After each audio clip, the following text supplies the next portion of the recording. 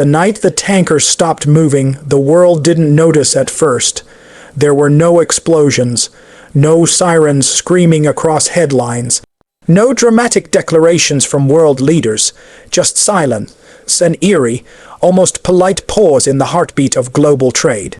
And somewhere in that silence, far from the noise of breaking news, a quiet move had already been made.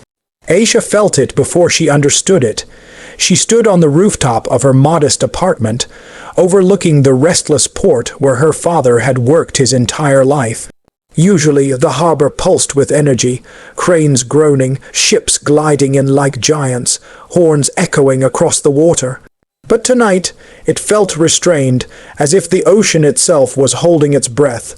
Her phone buzzed. "Have you seen the reports?" Her brother Sami texted from overseas. "Something's happening near Hormuz." Aisha frowned. Hormuz. The word alone carried weight, the narrow artery through which much of the world's oil flowed. A place so critical that even a whisper of disruption could ripple across continents. She typed back, "No war, no announcements, just slowdowns." Sami replied almost instantly. "That's what's strange," and strange it was. Because halfway across the world, in a quiet control room filled with dim lights and steady screens, Liang watched the same silence unfold. But to him it wasn't silence. It was precision. Liang wasn't a soldier. He wasn't a politician. He was an engineer, one of the many invisible minds behind systems most people would never think about. Maritime tracking, logistics optimization, satellite-linked navigation, complex systems that ensured ships didn't just move, but moved efficiently. For years, he had worked on algorithms designed to improve shipping routes, reduce congestion, and prevent accidents.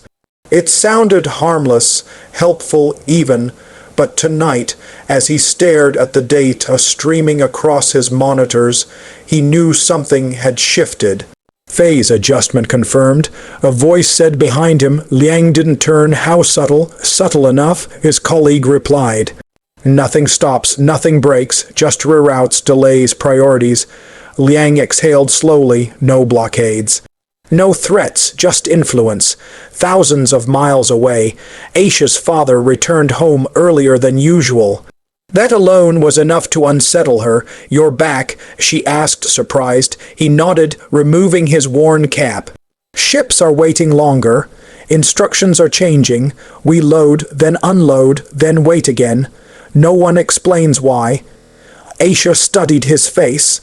This was a man who had weathered storms, economic crashes, even political unrest.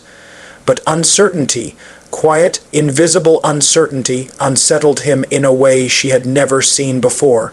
"Is it dangerous?" she asked softly. He hesitated. "Not yet. But it feels like someone somewhere is pulling threads we can't see." And he wasn't wrong. Because Liang could see those threads, every delayed tanker, every rerouted path, every subtle shift in maritime priority. It was all part of a larger pattern, one designed not to disrupt, but to redirect. Not to alarm, but to influence. Global attention wasn't being demanded, it was being guided. Liang leaned back in his chair, conflicted. He had always believed in progress in building systems that made the world more connected, more efficient. But now he wondered, when does connection become control? His screen flashed with new data. Energy prices were beginning to twitch upward. Not sharply, just enough for analysts to start asking questions. Shipping companies adjusted schedules. Governments requested briefings. News outlets began using words like unusual and unexplained. The world was waking up. But still, no one could point to a single dramatic cause. Back on the rooftop, Aisha refreshed her news feed again and again. Articles speculated, experts debated, but answers remained elusive, and yet she could feel the impact already. Fuel prices crept higher. Local businesses grew anxious. Her father spoke less at dinner, lost in thought. "This isn't random," Aisha said one night. Her father nodded. "No, it's too careful." She looked out toward the dark horizon, where ships now lingered like uncertain ghosts. "Then someone wants this to happen without being seen." And in that moment, thousands of miles away, Liang whispered almost the same words under his breath. He couldn't shake the feeling anymore.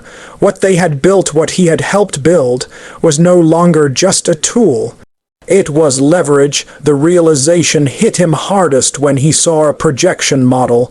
"If this continues," his colleague explained, "we gain negotiation advantages across multiple sectors. Energy, trade, diplomacy, no confrontation needed." Liang's chest tightened. "And the cost?" The colleague shrugged. "Distributed. No single place suffers enough to react strongly. That's the beauty of it." Beauty? Liang stared at the screen, but all he could think about were people he would never meet. Dock workers like Aisha's father, families adjusting to rising costs, small businesses struggling to understand why everything felt just a little harder. No explosions, no headlines, just pressure. That night, Liang didn't go home. He sat alone in the dim control room, the hum of machines filling the silence. For the first time in his career, he questioned not how the system worked, but whether it should. Meanwhile, Aisha made a decision of her own.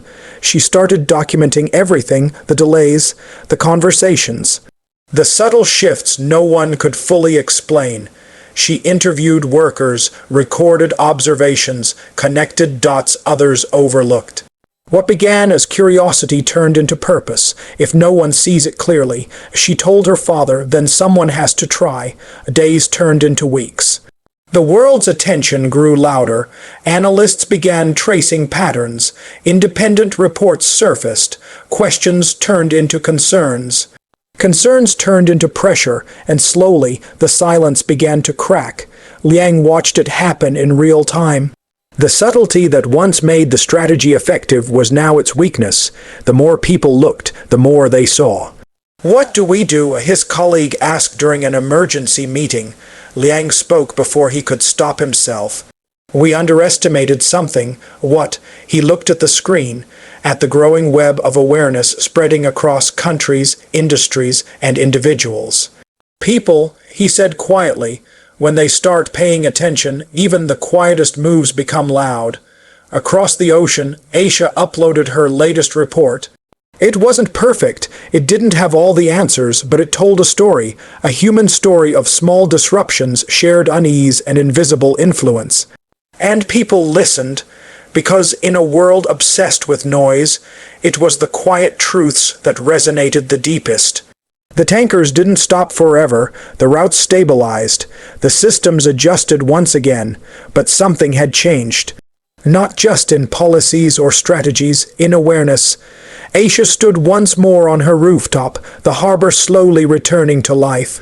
Ships moved with purpose again, horns echoing like a long, awaited heartbeat. Her father joined her, placing a hand on her shoulder.